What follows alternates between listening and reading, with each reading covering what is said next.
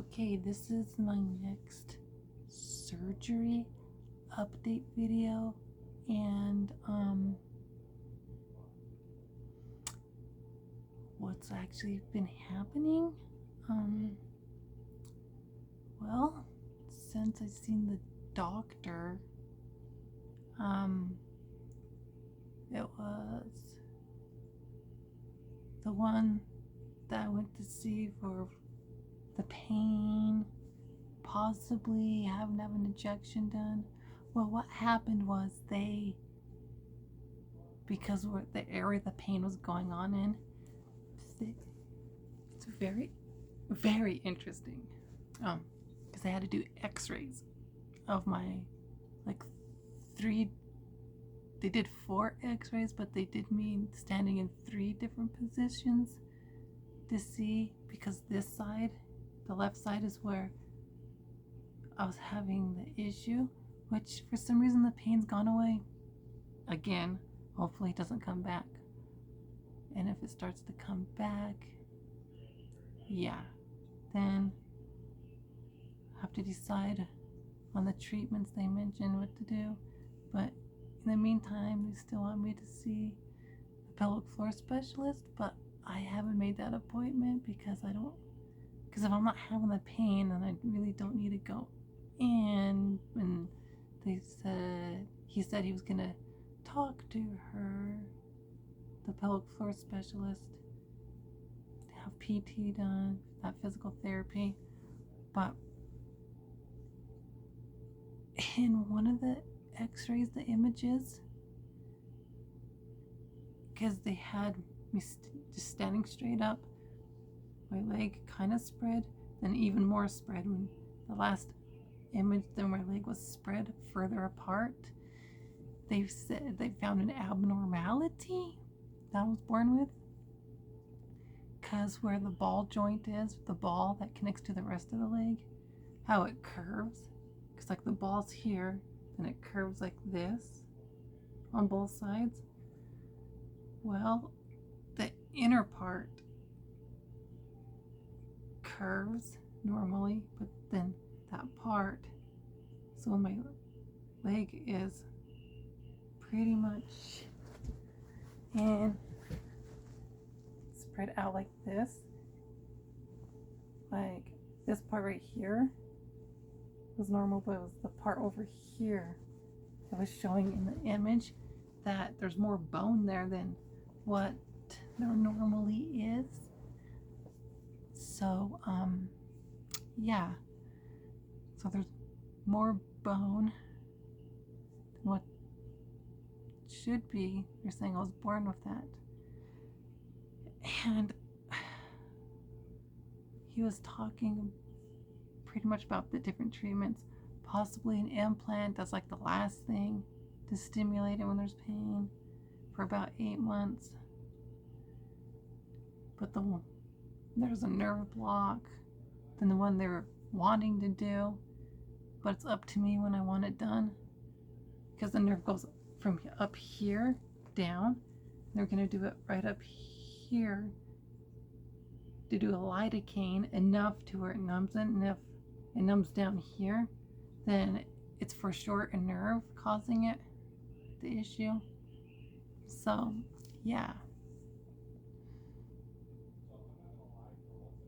but everything else from the surgery, besides that pain that was there, is pretty much healed, perfect, where it's gonna be. There's no like actual physical changes down there anymore from healing, besides once in a while like nerves healing, because it can heal up to a year and regenerate.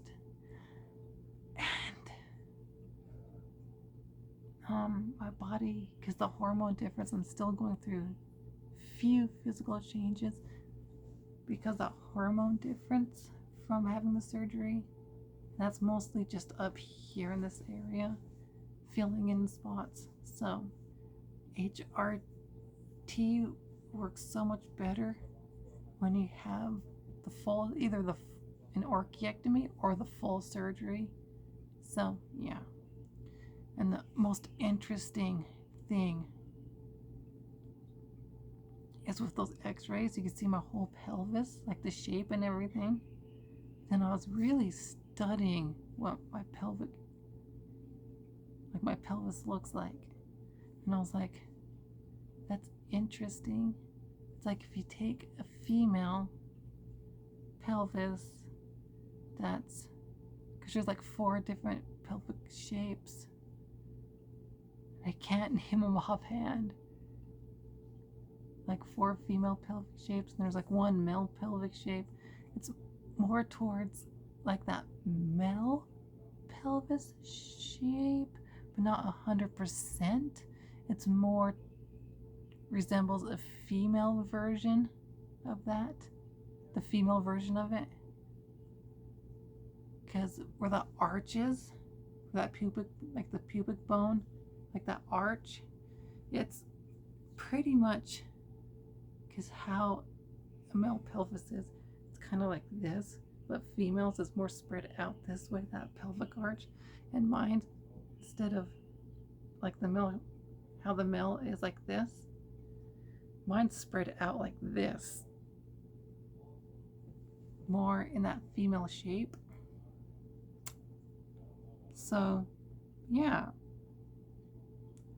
and how people like to say, people who are those ignorant, like transphobic people, keeps like somehow they say, well, they can tell by your bones. I'm like, if you look at my x-rays, look at my bone structure over the years, because I started hormones in November 20th of 2010, even though from March of 2014 till October 11th of 2016, I was on and off during that time, but been consistent since. My bone structure is pretty much, you can't tell the difference between ML, or like if you look at ML and you look at the female, you can't tell that I'm trans by my skeletal structure.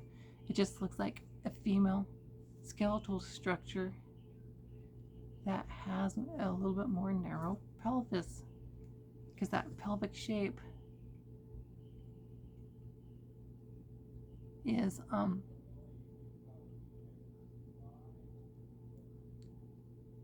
it's like towards male, but it isn't, because there are females with this pelvic shape that I have, and it looks like, because that arch looks like it's spread more than a typical female's is. And from my research I've been doing, there's other trans women who've also experienced the same thing with their pelvic shape. It's more towards the female side than the male side, like that structure.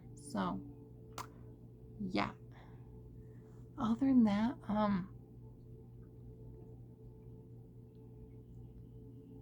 that pain is pretty much gone away, hasn't come back, and it's my decision when I get the lidocaine done in that spot to see if it is the nerve.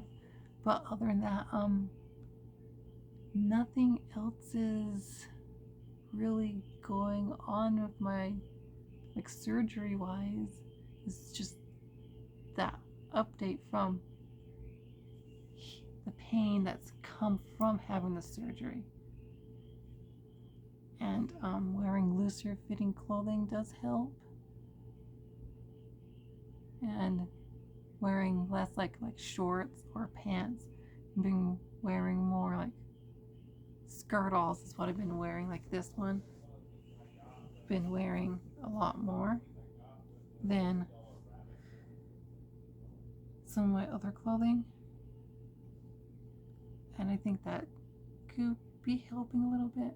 But having just less pressure or not overextending that area has also helped with the pain, I've noticed. So it's gotten better,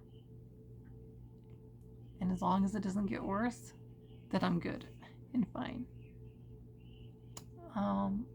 No other surgical updates from the revision. So until my next video, please comment, rate, and subscribe, and shh.